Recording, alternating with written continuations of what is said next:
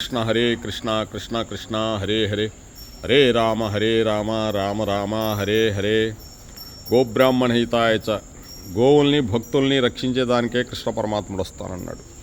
ఎంత అందంగా ఉన్నాయో చూడు ఈ గోవులు. కృష్ణం వందే జగద్గురం. ఓం కృష్ణాయ గోవిందాయ నమః వాసుదేవాయ నమః.